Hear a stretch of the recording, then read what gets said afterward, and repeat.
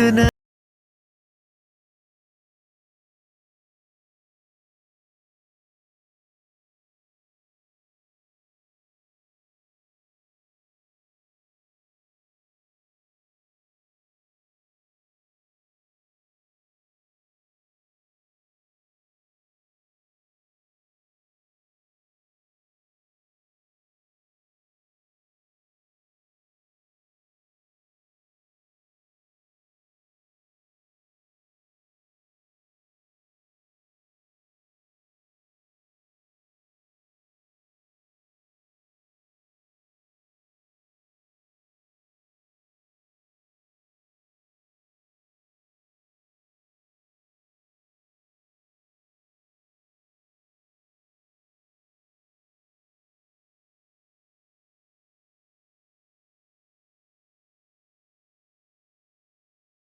محمد نبینا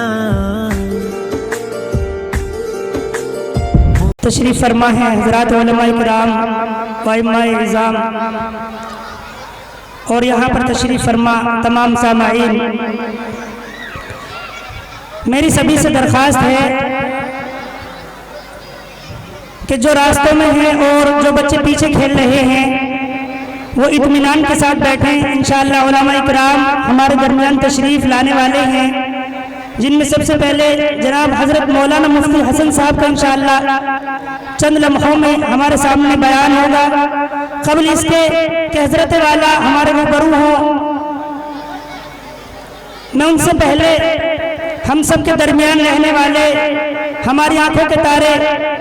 اور ہمارے مشفق و مربی جناب حضرت مولانا مفتی مولانا محمد عارف صاحب دامت برکاتہم، امام و خطیب مسجد اقصی حاجیان جانب بزرگ، میں حضرت والا سے درخواست کرتا ہوں کہ وہ تشریف لائیں اور اپنی چند نصیحتوں سے ہم سب سامعین کو مستفیض فرمائیں۔ جناب حضرت مولانا محمد عارف صاحب دامت برکاتہم۔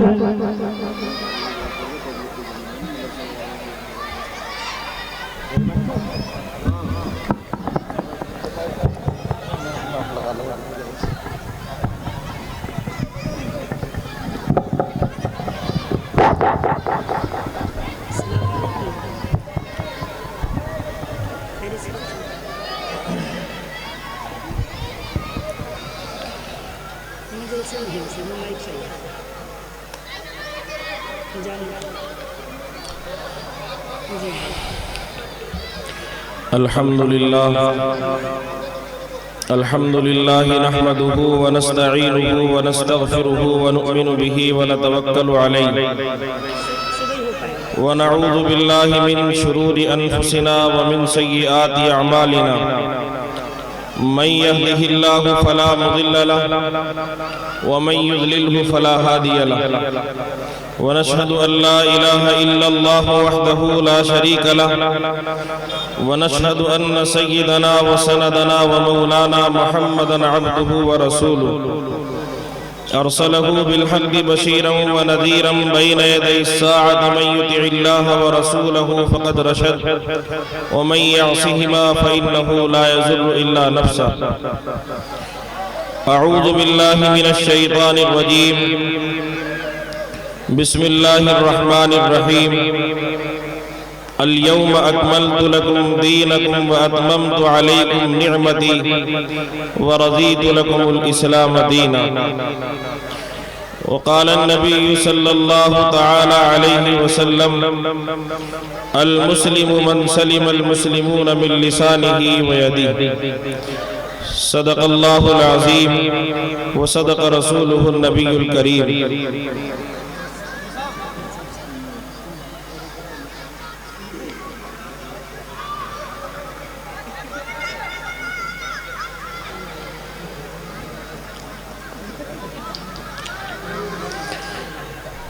تاریخ نے پوچھا اے لوگو یہ دنیا کس کی دنیا ہے؟ شاہی نے کہا یہ میری ہے، اور دنیا نے یہ مان لیا. پھر تخت بچھے ایوان سجے، گھڑیال بجے دربار لگے، تلوار چلی اور خون بہے، انسان لڑے انسان مرے، دنیا نے آخر شاہی کو پہچان لیا پہچان لیا۔ تاریخ نے پوچھا پھر لوگوں یہ دنیا کس کی دنیا ہے؟ دولت نے کہا یہ میری ہے، اور دنیا نے یہ مان لیا۔ پھر بینک کھلے بازار جمے بیوپار پڑھے، انسان لٹے انسان بکے، آرام اڑے سب چیخ اٹھے، دنیا نے آخر دولت کو پہچان لیا پہچان لیا۔ تاریخ نے پوچھا پھر لوگوں یہ دنیا کس کی دنیا ہے؟ محنت نے کہا یہ میری ہے، اور دنیا نے یہ مان لیا۔ پھر روح دبی پھر پیٹ بڑھے، افکار سڑے کردار گرے، ایمان لٹے اخلاق جلے، انسان نرے حیوان بنے، دنیا نے آخر محنت کو پہچان لیا پہچان لیا۔ تاریخ نے پوچھا پھر لوگوں یہ دنیا کس کی دنیا ہے؟ مومن نے کہا اللہ کی ہے، اور دنیا نے یہ مان لیا۔ پھر قلب و نظر کی صبح ہوئی، ایک نور کی لیسی پھوٹ بہی، ایک ایک خودی کی آنکھ کھلی، فطرت کی صدا پھر گونج اٹھی، دنیا نے آخر آقا کو پہچان لیا پہچان لیا صلی اللہ علیہ وسلم۔ معزز بزرگوں اور پردہ نشین ہماری عزت مائیں اور بہنیں، میں سب سے پہلے تو آپ حضرات کے سامنے آج کے اس نظام کا ایک مختصر سا خاکہ پیش کروں، اور اس خاکے کے ساتھ ساتھ میں نے ایک آیت اور محمد رسول اللہ صلی اللہ علیہ وسلم کے ذخیرہ احادیث میں سے ایک مختصر سی حدیث آپ حضرات کے سامنے پیش کی ہے، اس کے پس منظر میں چند باتیں۔ ہمارے آج کے اس محفل اور اس مجلس کا جو انعقاد ہوا ہے، جس مدرسے سے وابستہ یہ سارے کا سارا آج کے اس بزم کا نظام ہے، اس کا نام ہے دارالقرآن رفیقیہ۔ اللہ رب العزت کے یہاں نسبتوں کا بڑا خیال ہے۔ اللہ رب العزت کے یہاں حسب اور نسب ایک ذرے کے برابر بھی وقعت کی حامل چیز نہیں ہے، نسبتوں کا بڑا خیال ہے۔ تو جس مدرسے سے وابستہ یہ نظام آج ہے، اس کا نام ہی ہے قرآن کا گھر۔ تو ماشاءاللہ اس کی نسبت قرآن کریم سے ہے، اور جب ہماری نسبت اللہ کی کتاب سے جڑے گی، زندگی گزارنے کا فیصلہ اس کے مطابق لیں گے، تو اللہ تعالی ہماری دنیا بھی اچھی بنائے گا، آخرت بھی اچھی بنائے گا۔ یہ تقریباً 11 یا 11:30 بجے تک نظام چلے گا، اور ہم سب کے روبرو جن سے ہم بہت کچھ دینی اعتبار سے فائدہ اٹھانے کا اللہ رب العزت موقع دے گا، ان میں سر فہرست حضرت اقدس الحاج حضرت مولانا مفتی محمد حسن صاحب دامت برکاتہم العالیہ، استاد حدیث جامعہ نور الاسلام میرٹھ شہر، وہ میرا خیال ہے کہ جانی کے اندر داخل ہو گئے ہیں، 10-5 منٹ کے اندر وہ انشاءاللہ ادھر بھی آ جائے گا۔ اور ان کے بعد پھر جامعہ خیر المدارس کے مدیر حضرت مولانا مفتی محمد عثمان صاحب دامت برکاتہم، وہ بھی ہم سب کے بیچ تشریف لائیں گے، اور انشاءاللہ ان کی بھی قیمتی باتوں سے ہم فائدہ اٹھائیں گے۔ اسی کے ساتھ ساتھ مفتی محمد ساجد صاحب جو گڑھ کی طرف سے تشریف لا رہے ہیں وہ بھی ہم سب کے درمیان ہوں گے، اور اس آج کے مختصر وقت میں ہم کئی ایک اہل علم حضرات کے اللہ کے نبی صلی اللہ تعالی علیہ وسلم کے اقوال اور آثار کی تہ کے اندر اور اس روشنی میں ان کی زبان سے اپنی زندگی کا محاسبہ کرنے کا اللہ رب العزت ہم سب کو موقع مرحمت فرمائے گا۔ انشاءاللہ یہ سب لوگ باری باری کچھ ہی دیر میں ہم سب کے درمیان پہنچنے والے ہیں۔ اسی سلسلے میں ایک عظیم ہستی حضرت مولانا مفتی غلام نبی صاحب دامت برکاتہ جو ہاپوڑ کے اندر ایک بہت بڑا قدیم ادارہ ہے، جامعہ عربیہ خادم الاسلام، لبے سڑک بہت قدیم ادارہ ہے، ایک لمبے عرصے سے قال اللہ اور قال الرسول کی صدائے وہاں بلند ہو رہی ہے، اور ملک ہی نہیں بیرون ملک تک اس کا نظام اور اس کا فیض الحمدللہ جاری ہے۔ اس ادارے کے ایک عظیم اور موقر استاد حضرت مولانا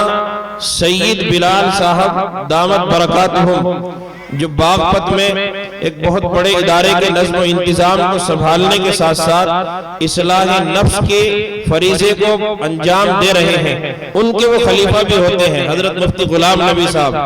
انشاءاللہ وہ بھی عشاء کے بعد تشریف لائیں گے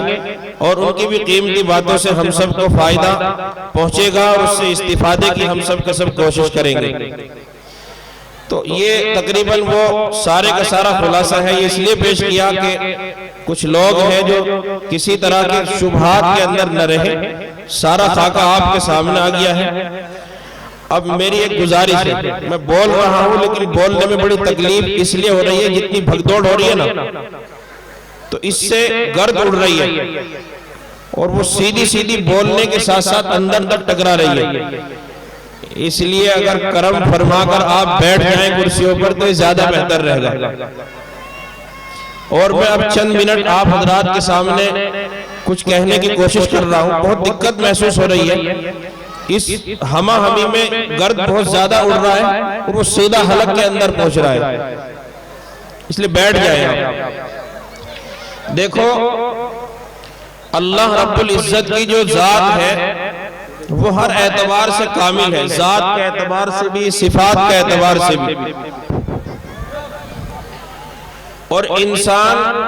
اپنی ذات و صفات کے اعتبار سے ناقص ہے۔ اللہ رب العزت کا علم اور بندے کا علم یہ برابر نہیں ہو سکتا۔ ہم جس وقت میں سامنے کی طرف دیکھ رہے ہوتے ہیں تو پیچھے کا ہمیں علم نہیں ہوتا، دائیں طرف جس وقت میں ہماری نظر ہوتی ہے تو اپنی بائیں جانب کی ہمیں کوئی خبر نہیں ہوتی۔ اس لیے اللہ رب العزت کی ذات اپنی صفات اور ذات کے اعتبار سے کامل ہے اور بندہ اس کے مقابلے میں ہر اعتبار سے ناقص ہے۔ نیز اللہ رب العزت نے انسان کو الگ الگ چیزوں سے اس کو تیار کیا ہے اور ہر ایک چیز کا ایک الگ کام ہے، وہ چیز جس کی جو ڈیوٹی اور ذمہ داری ہے دوسری وہ اس چیز کو نہیں نبھا سکتی۔ مثلا آنکھ کا کام دیکھنے کا ہے، یہ ڈیوٹی کان ہمیں پوری نہیں کر پائے گا، کان کا کام سننے کا ہے تو دیکھنے والی جو ذمہ داری ہے یہ کان پوری نہیں کر سکتا۔ ٹھیک اسی طریقے سے بولنے کا اپنے اندر کی بات کو دوسرے تک پہنچانے کے لیے اللہ رب العزت نے انسان کے اندر زبان رکھی ہے،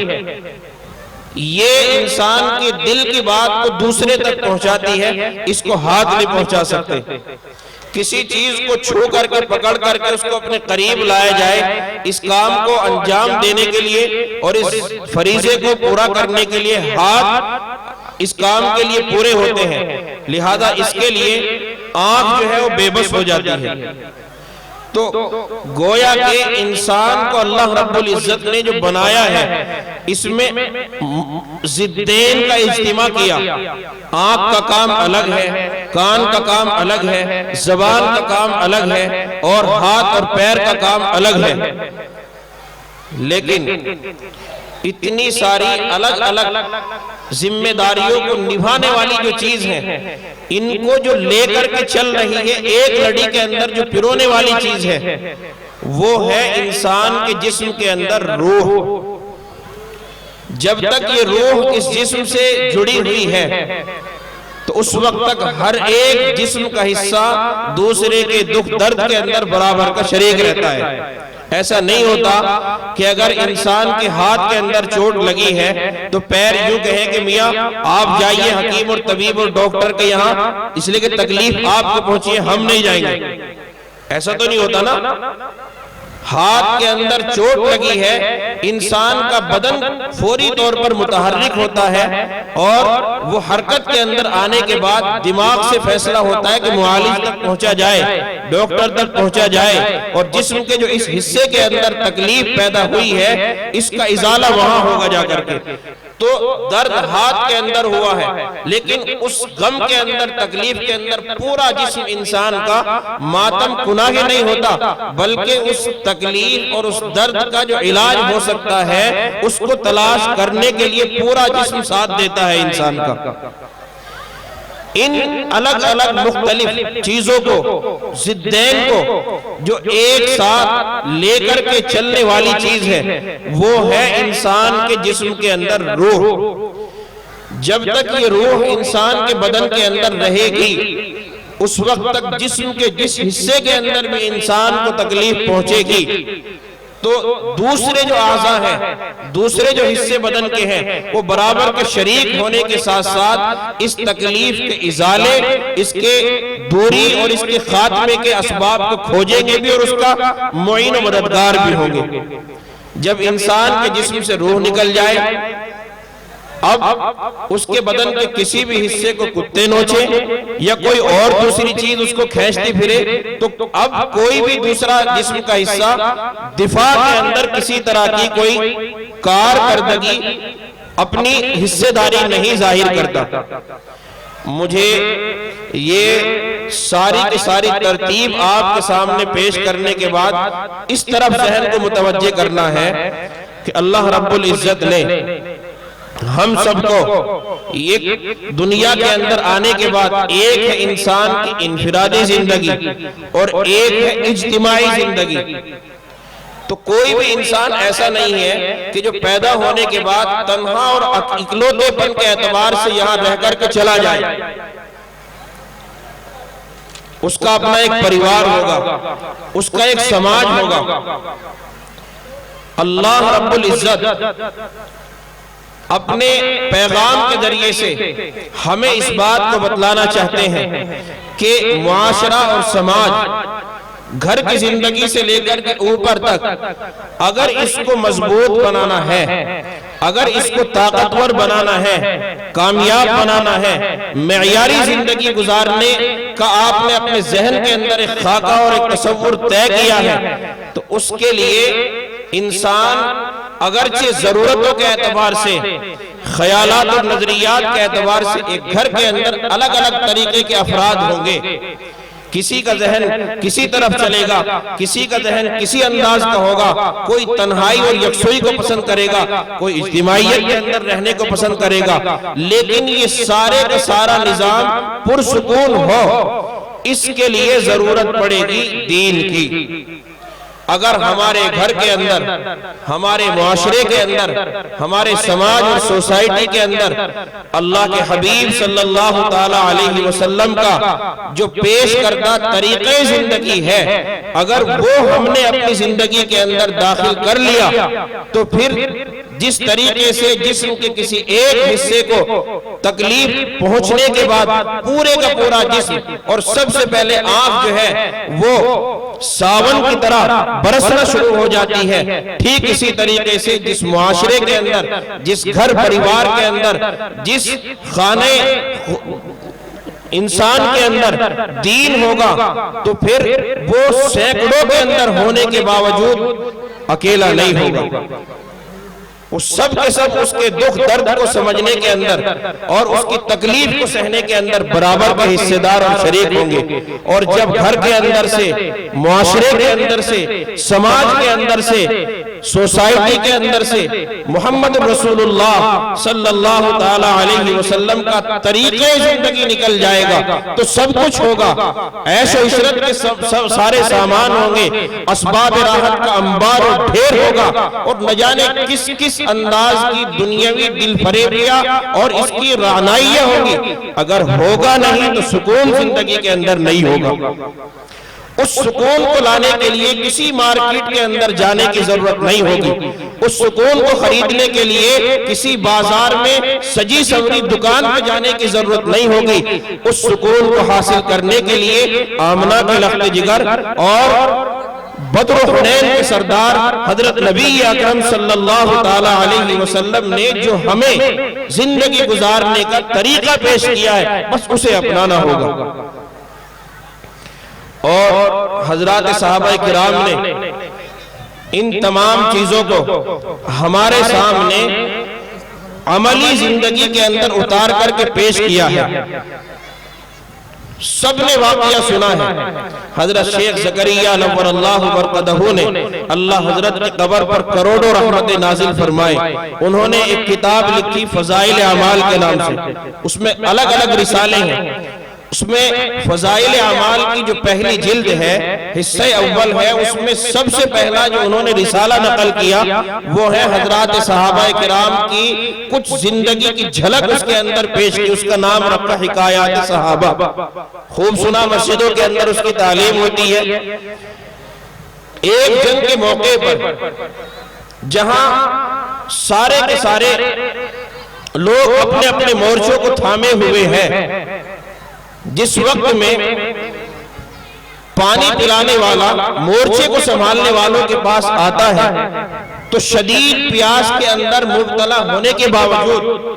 سختی کے ساتھ میں پیاس لگنے کے باوجود، جس غازی کے پاس میں، جس سپاہی کے پاس میں وہ پانی کا انتظام کرنے والا پہنچتا ہے، اس کو محسوس ہوتا ہے کہ میرے بازو والے کو مجھ سے زیادہ تکلیف ہے اور پانی کی مجھ سے زیادہ ضرورت ہے، تو وہ اشارہ کرتے اس طرف چلے جائیے آپ۔ مشہور واقعہ ہے، لیکن مجھے جو اس سے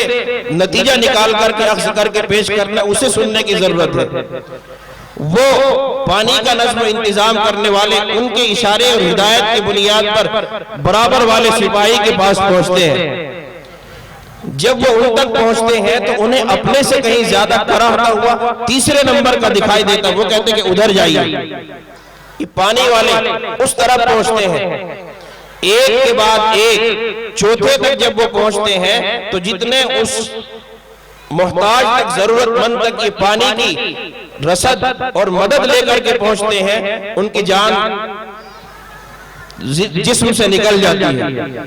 اب یہ سمجھتے ہیں کہ بھئی یہ تو چلے گئے، چلو اس سے پہلے والے کو دیکھتے ہیں، تو اس تک پہنچتے ہیں وہ بھی گئے، دوسرے تک پہنچتے ہیں وہ بھی گئے، پہلے تک پہنچتے ہیں وہ بھی گئے۔ بتانے کا مقصد یہ ہے کہ محمد رسول اللہ صلی اللہ تعالی علیہ وسلم کی تربیت کو ان لوگوں نے حاصل کیا اور سمجھا، سنا،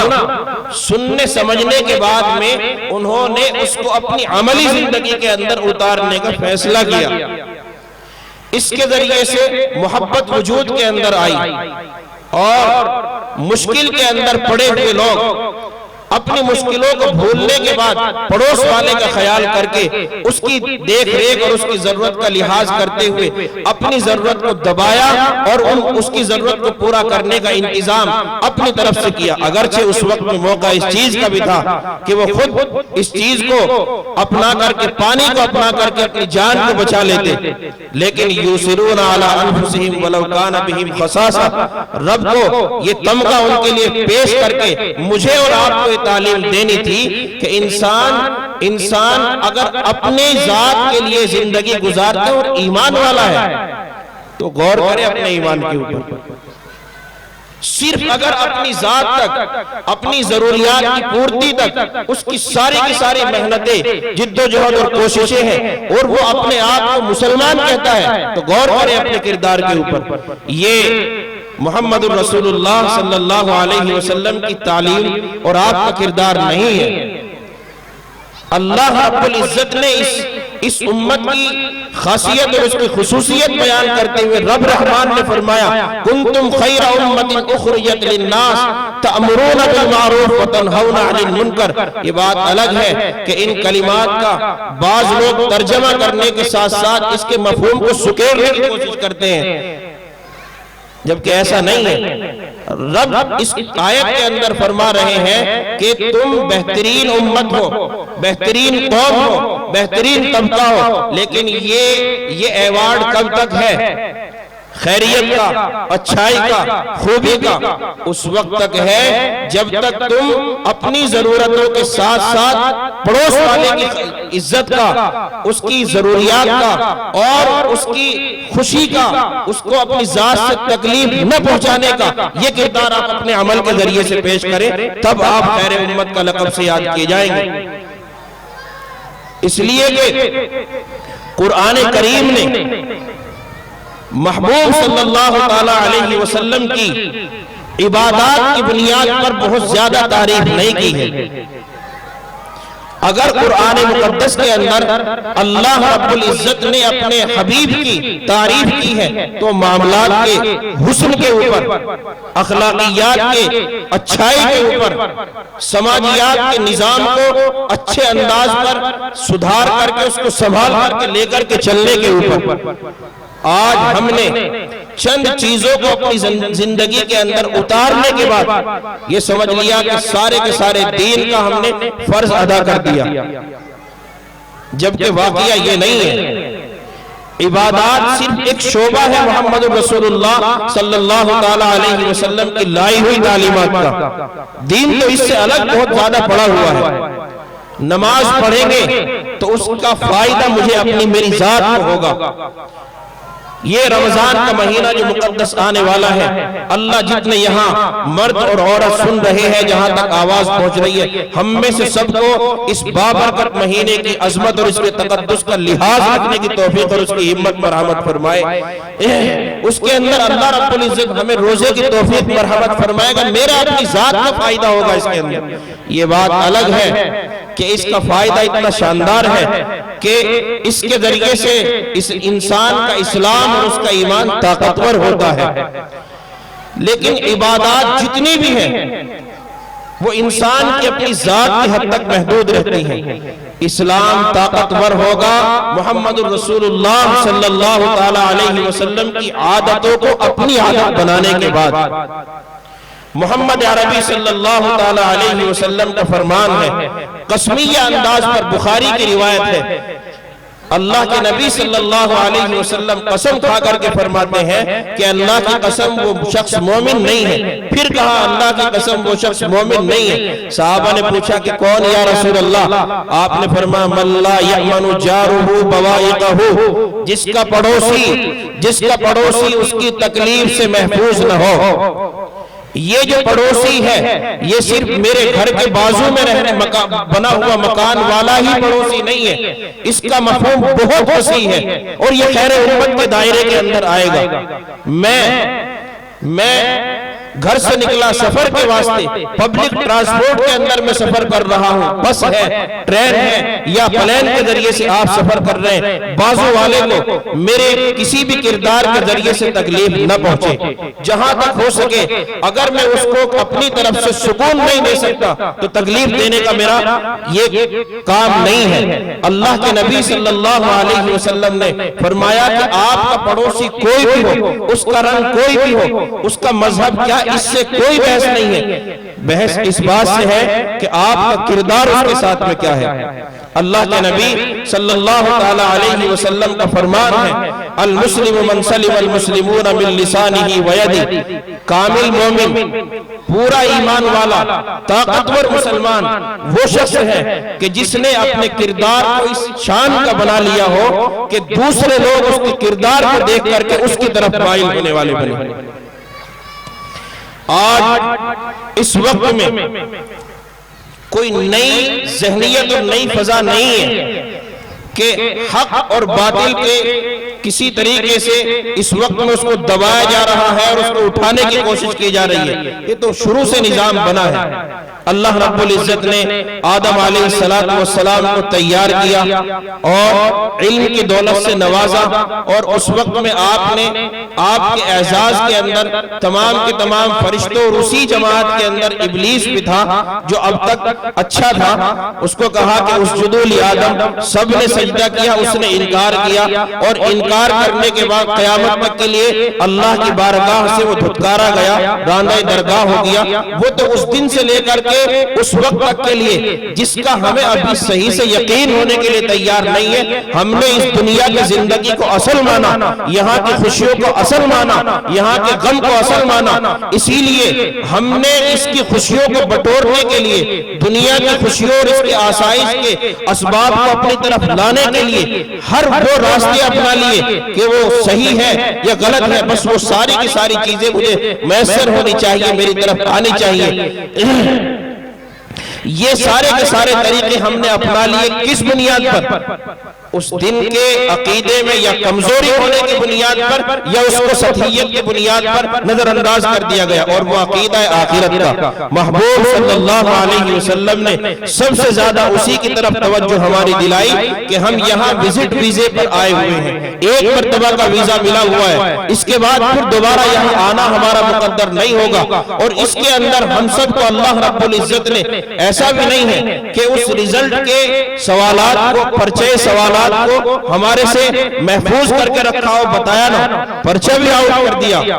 بتلا بھی دیا کہ تم اس طرح کی تیاری کر کے آ جاؤ اور یہ سوال میں آپ سے کروں گا، ان سوال کا آپ میرے یہاں آ کر کے جواب دے دینا، بس میں تیرا اور تم میرے.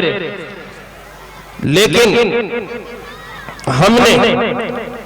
ان ساری کی ساری چیزوں کو بوکس سمجھا، کمزور سمجھا، ضعیف سمجھا،